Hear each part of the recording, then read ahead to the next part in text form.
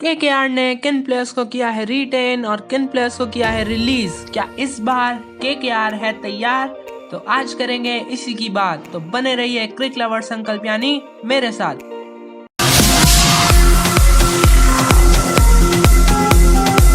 सबसे पहले बात करते हैं रिटेन्ड प्लेयर्स की। लिस्ट में पहला नाम आता है captain quick gun ion Morgan का।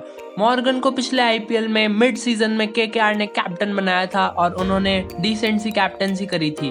बैट से भी उनका परफॉर्मेंस डिसेंट सा रहा था और उन्होंने कुछ अच्छी नॉक्स खेली थी केकेआर के लिए। लिस्ट में दूसरा नाम आता है केकेआर के पिछले साल के शुरुआती मैचेस में रहे कैप्टन दिनेश कार्तिक का। कार्तिक का पिछला सीजन बैट से शुरुआती मैचेस में अच्छा नहीं जा रहा था, इसलिए उन्होंने अपनी बैटिंग पर फोकस करने के लिए मिड सीजन में ही कैप्टनसी छोड़ दी थी। इसके बाद उनका बैट थोड़ा बहुत बोलने लगा था और उन्होंने कुछ अच्छी फिनिशेस भी दिलाई थी केकेआर को। अगला नाम आता है केकेआर के left handed batsman Nitish Rana का। राणा का पिछला सीजन अच्छा रहा था और उन्होंने शुरुआती मैचेस में नंबर 3 पर खेलते हुए भी रन बनाए थे और बाद में जब उनको ओपनिंग कराई थी केकेआर ने, उसमें भी उन्होंने बड़ी बड़ी इनिंग्स खेली थी। अगला नाम आता है ओपनर शुभमन गिल का, जो कि केकेआर के लिए पिछले आईपीएल के हाईएस्ट रन स्कोरर भी रहे थे। शुभमन गिल ने हाल ही में हुई इंडिया वर्सेस ऑस्ट्रेलिया की टेस्ट सीरीज में डेब्यू किया था इंडिया के लिए और उनका परफॉर्मेंस बहुत ही इंप्रेसिव रहा था। लास्ट आईपीएल में इनकी स्ट्राइक रेट को लेकर इन पर काफी सवाल उठाए जा रहे थे, लेकिन गिल ने सिचुएशन को परखते हुए मैच विनिंग नॉक्स खेली थी केकेआर के लिए। लिस्ट में अगला नाम आता है left handed batsman Rinku Singh का, जिनको पिछले साल खेलने का एक ही मौका मिला था जिसमें उनका परफॉर्मेंस कुछ खास नहीं रहा था। अगला नाम है राहुल त्रिपाठी का, जिनको पिछले साल केकेआर ने शुरुआती मैचेस में मौके नहीं दिए थे, लेकिन जब उनको मौके मिले तब उन्होंने कुछ बड़ी मैच विनिंग इनिंग्स खेली थी केकेआर के लिए। अगला नाम आता है fast bowling allrounder Kamlesh Nagarkoti का, जिनका परफॉर्मेंस पिछले आईपीएल में डिसेंट सा रहा था। नागरकोटी एक बेहतरीन फील्डर है, एक बढ़िया फास्ट बॉलर है और थोड़ी बहुत बैटिंग भी कर लेते हैं। और अब बारी है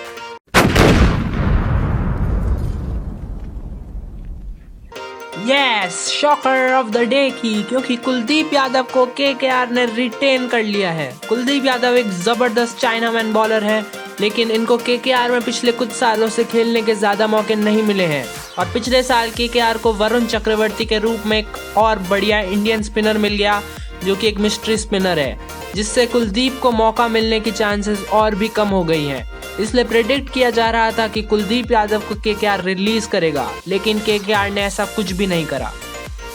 अगला नाम है न्यूजीलैंड के फास्ट बॉलर लॉकी फर्ग्यूसन का, जिनको पिछले साल शुरुआती मैचेस में 4 ओवरसीज वाले रूल के कारण मौका नहीं मिला था, लेकिन जब उन्होंने पहला मैच खेला तो उन्होंने 5 विकेट्स लेकर बता दिया कि वो कितने डिजर्विंग है। इसके बाद के मैचेस में भी फर्ग्यूसन का परफॉर्मेंस जबरदस्त रहा था और उन्होंने टीम के लिए काफी विकेट्स निकाली थी। अब नाम आता है पिछले आईपीएल के सबसे महंगे प्लेयर पैट कमिंस का, जिनको पिछले ऑक्शन में केकेआर ने 15.5 करोड़ में बाय किया था। कमिंस का परफॉर्मेंस पिछले सीजन के शुरुआती मैचेस में ज्यादा अच्छा नहीं रहा था, लेकिन कुछ मैचेस के बाद उन्होंने लय पकड़ ली थी और उन्होंने बॉल से अच्छी परफॉर्मेंसेस दी थी केकेआर को। अगला नाम आता है फास्ट बॉलर प्रसिद्ध कृष्णा का। प्रसिद्ध कृष्णा को पिछले साल ज्यादा मौके नहीं मिले थे और जितने भी मौके मिले थे उनमें उनका परफॉर्मेंस ज्यादा खास नहीं रहा था।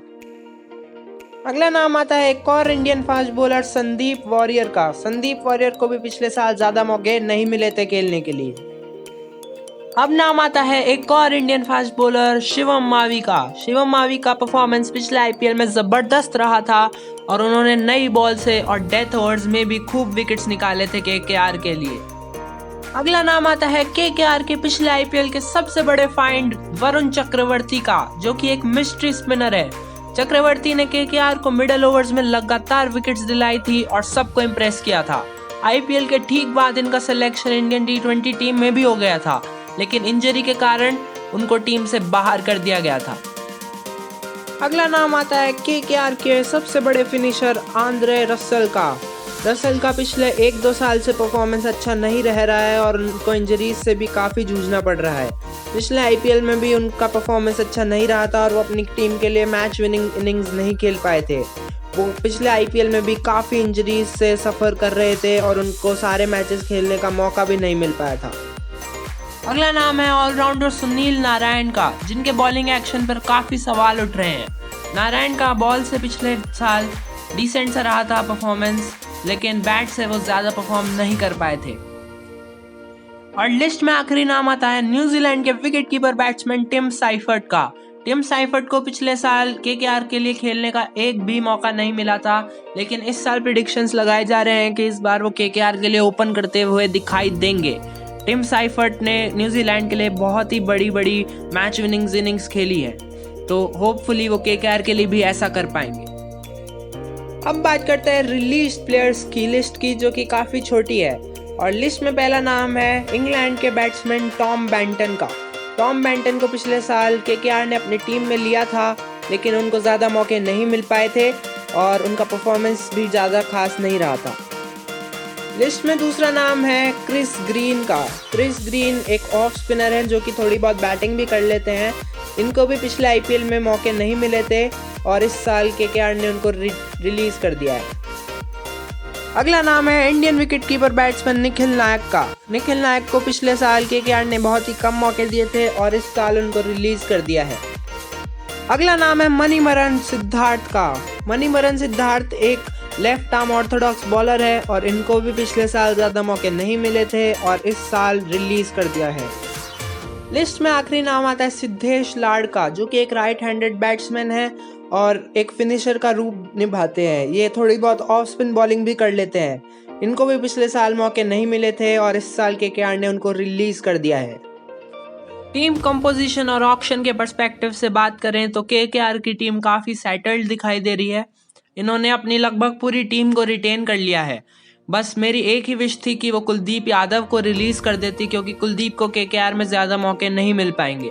ऑक्शन में इनको ज़्यादा कुछ चाहिए नहीं, बस एक ओपनर पर ये शायद बिड लगाएंगे, क्योंकि नारायण अब ज़्यादा बैटिंग करते नहीं हैं और इसके अलावा उनके पास त्रिपाठी और साइफर्ट के रूप में ऑप्शन अवेलेबल है शुभमन गिल के साथ ओपनिंग कराने के लिए। तो हो सकता है वो डेविड मलान या जेसन रॉय की तरफ देखें, क्योंकि कैप्टन मॉर्गन भी इंग्लैंड की ही टीम के हैं। तो आज की वीडियो के लिए बस इतना ही। वीडियो पसंद आया हो तो वीडियो को करो लाइक, चैनल को करो सब्सक्राइब और नोटिफिकेशन बेल भी बजा ही दो।